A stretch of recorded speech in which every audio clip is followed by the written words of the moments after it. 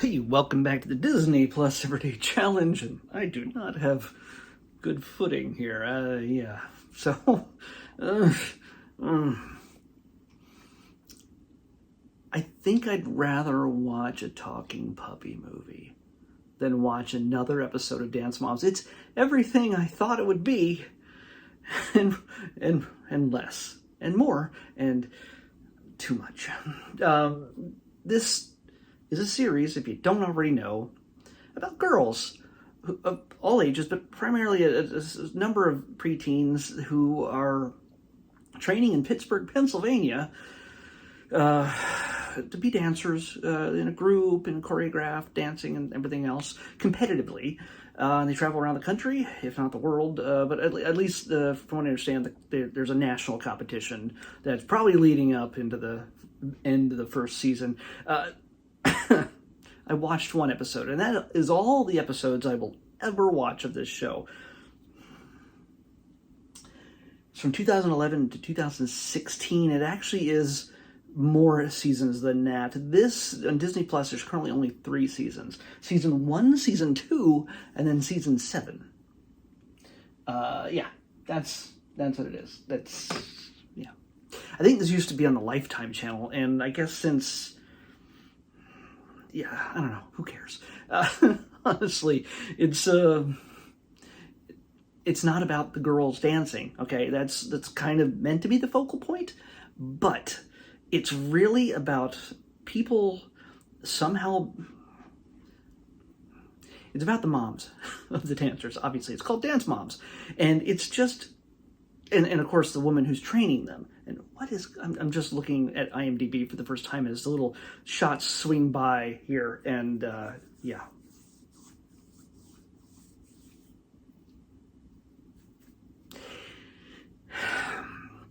It's a woman named Abby Lee Miller in Pittsburgh, Pennsylvania, and I'm going to try not to judge her too harshly, although it's easy to do in a negative stance. But you have to understand, I understand that shows like this are edited to a certain degree to exaggerate conflicts, and people are also pushed into creating conflicts where there really is none. But there's also editing that's done to tamp down and clean up and make conflicts better or non-existent. So, my nose is itchy.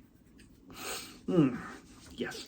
So, yes, this woman looks like a dragon. Not the Dove Cameron type dragon from yesterday's Descendants 3. We're talking about just, she's Arlie Ermy from Full Metal Jacket, but with little girls who cry easily.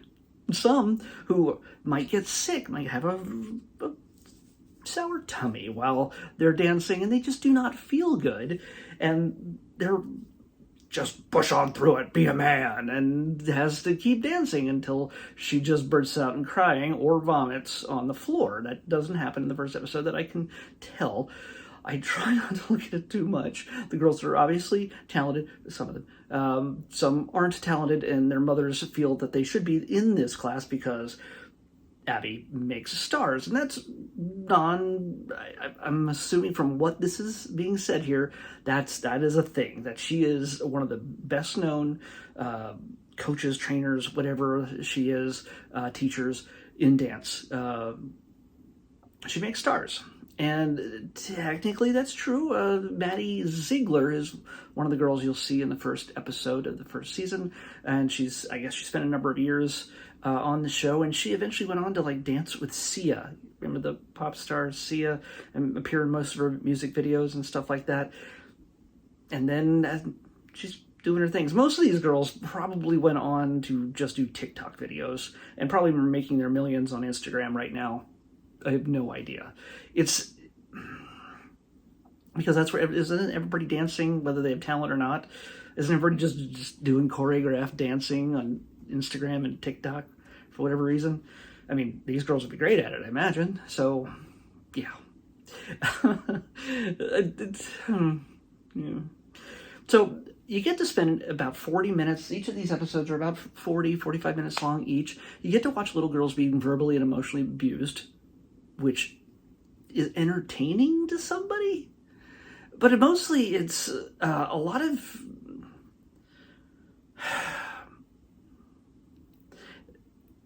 it looks like setups. It like, hey, the producer goes, hey, moms, how about two of you, while they're at the competition in Arizona, how about two of you hit the bar, start drinking, laughing, cackling, doing the Karen thing. Well, no, sorry. The Karen thing is a whole other thing, but they all have Karen haircuts. The Karen cuts. Not to just say bad things about the Karens in my life, who are wonderful and do not have Karen haircuts, but, the Karen. But that said, let's put the two of the moms in a bar together, just drinking wine before the competition, and have Abby Lee come in and go, why aren't you here helping your daughters set up, and we got to get going, and they're going to be on stage in 20 minutes. In front of other people who are hanging out in the hotel bar where the competition is happening. And, yeah. And then, at one point, after the moms are, helping the kids get their hair done, make sure their costumes are right, doing the last minute stuff. One of them girls or the mom turns the wrong way and burns her with a hair curling iron on her arm, and you just see this poor little girl all painted up in her little leotards and makeup and eyelashes and just bawling her eyes out because she got burned from drunk mom. Why is this entertaining to anybody? I don't understand this. How does this thing go on for 234 episodes? What the heck? 234 episodes of this. I imagine that Abby Lee Miller is in all of them because it's about her. And imagine that, again, that when they have a camera crew that is following these dancers, that it doesn't have some kind of effect on everything around it. Just sort of like that whole saying where, if you're just observing, that even just by observing, you taint the thing that's being observed. It messes with stuff. That's the really dumb guy way of saying it. Maybe Abby is just a horrendous person who, it's her life, and she wants to make sure these girls compete. And I understand there's a certain rigidity, there's a certain forcefulness you have to do to get the best performance out of somebody, just like you would with any other sport or competition. Understand. It's not. Nobody's making the girls run up and down the stairs outside of Philadelphia doing a Rocky thing and lifting tires and running in the snow and all that stuff. There's none of that's going on. They're not fighting Crusher Creel after this. It's just understandable. But they are children. And they're little girls. Not to say they're not tough, that they can't handle it. But these girls are like 8, 9, 10 years old. And I understand this happens in studios probably all over the country. There's probably people who are worse than Abby in the way they deliver, express things to these girls to make them dance better, to improve their dancing. And I realize, again, editing really reduces this to what they think is going to be the most dramatic and most interesting part of this. But I have no comprehension how any of this is entertaining. The moms just sitting there going, you know what, I'm doing this for the girls, and I hope they really enjoy it. I want them to do it. They love to dance, but it really feels, and I know this could come through in editing, but you can't edit what the moms are actually saying unless they're told to say these things. I know how reality TV works. Most reality TV is not real. If you do not know this yet, it's just based on real life. They take scenarios and go, how can we juice this up? How can we manipulate this to make it look like something that somebody could be entertained by? And in this, it's just moms sitting in a room with a window that overlooks the dance hall, and they just sort of talk amongst themselves about, oh, she missed that. I know she could be better. Oh, she doesn't look too good. Like, they're doing commentary, but there's other things where they do the cutaways and like, hey, I'm Chloe, or I'm whatever, Bianca, I don't know, Kendall, Holly, I don't know, Jill, Melissa, Christy, the Karens, the moms of dance moms. And thank God they just didn't call the Abby Lee dance troupe club thing, because honestly, there's probably a really good chance that had this gone the wrong way, they could have, like, if people like hated her to a degree that I imagine that a lot of people really do hate her, but hated her, they could always just still keep the name Dance Moms and just replace her with somebody else. I honestly, I don't know if she makes it to the end of the series or not. This is not Game of Thrones, but still, it's, I imagine she is the unifying villain in this, even though she sees herself as the hero, and all the moms see themselves as heroes too, and all the little girls just want to dance. But now they got to have a person with a camera following them around all the time, and in elevating the level of tension and everything else around them. It just seems like a really bad idea. The girls probably have enough problems and pressure as it is to perform without going, oh, you know what?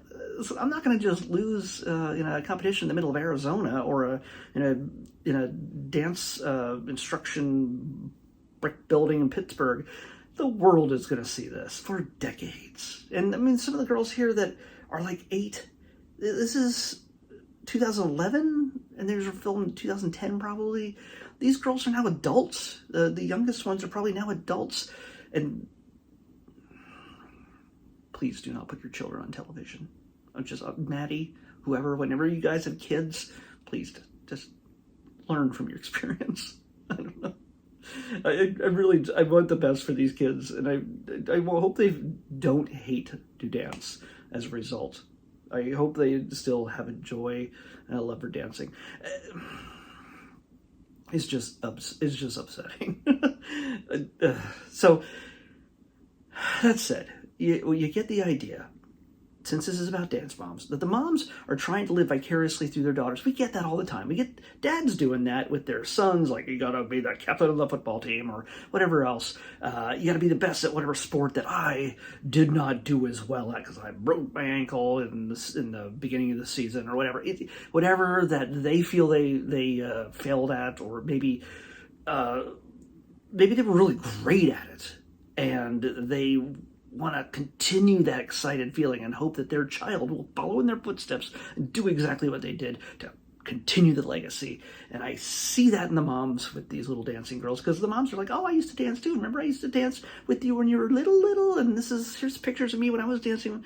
There's one mom that has a daughter who is like already 13, and I guess she might be in one of the older groups still, or she's already just like, screw this. She's showing up on camera, and I think she has this suspicious look like, oh, I know how this is going. And like, she's seen enough reality TV, even in Pittsburgh, that she's just like, I'm 13. I know everything now. Which she doesn't, but she knows enough that the little 8-year-olds do not.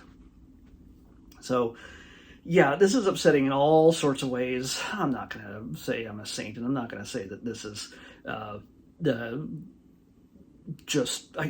really can't put a judgment on reality, because there's not a whole lot of reality here. Only the people who went through this could really say what was real and what wasn't. And sometimes they can't even do that, because they probably have NDAs signed where they can only say so much. And I know some people regret certain things, and I was doing my little research in IMDb while I was watching it, when I wasn't screaming into my hands. And some of them were supposedly expressed doubts. I didn't keep clicking through to the articles. It didn't want to taint my browser history. But yeah. I understand the pressure that these people go through. Abby wanting to have a successful dance company, because that's her business. She wants to have a successful business, and she's dealing with children, but hopefully she has enough sense to deal with children. in a compassionate way, not just in the way she was performing for the cameras for the show. Hopefully the moms realize that dance is not something you necessarily feel your daughters have to do because you spent $60,000 a year to have them trained and dad doesn't know about it yet. Or your soon-to-be ex-husband doesn't know, or soon-to-be ex-husband has found out about it, and that's why he's your soon-to-be ex-husband. And there's another situation where a mom walks in, of course, this is a conflict you kind of saw coming, that had to happen at some point in the season. They really lead off. They don't lead off. It's not the very beginning of the episode, but there are moments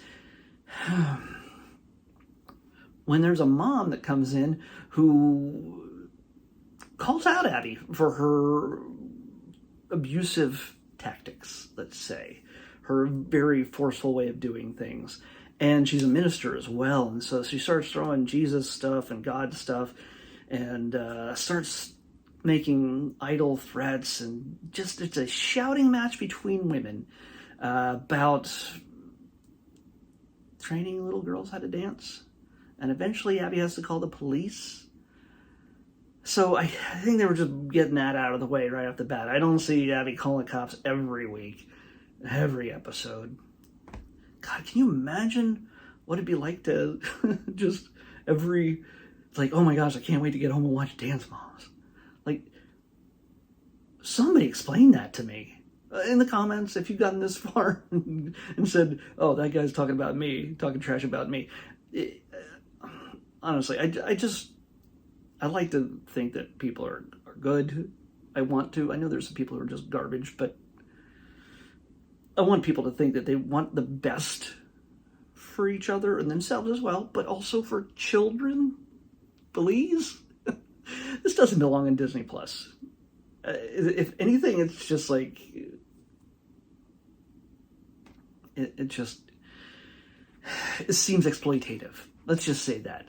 And people have already commented many times this is a form of child abuse. And I'm not one to fully disagree with that. I certainly agree with that. But yeah, I wish the little girls had more of a say in what they want to do. I have a feeling they do, but also by the fact that there's cameras running and going, oh my gosh, not only is Abby Lee going to make me famous, but there's a chance that because this is on TV on the Lifetime Network and now on Disney Plus, that, well, they wouldn't know about Disney Plus back then, but like someday it's going to be on TV and you're going to see this is my origin story and this is where I came from and this is what I went through. And they're going to say, man, she is just a winner and she fought for what she wanted to do and she is the greatest dancer of all time. And yeah. By the way, from what I saw in the credits, JoJo Siwa, who was in this show at some point and eventually went on to do more Disney stuff, and did Dancing with the Stars, the first same-sex couple, I guess, dancing. So, yeah, and there's a range of girls, I think, that rotate through in this, but I can't imagine the situation gets better for anybody. I've talked way too much about something I really, really do not like. And that says a lot, although I have talked longer about the puppies, those Buddies films. I hope this doesn't jinx me when I say I'd rather watch a puppy film than another episode of this show, but in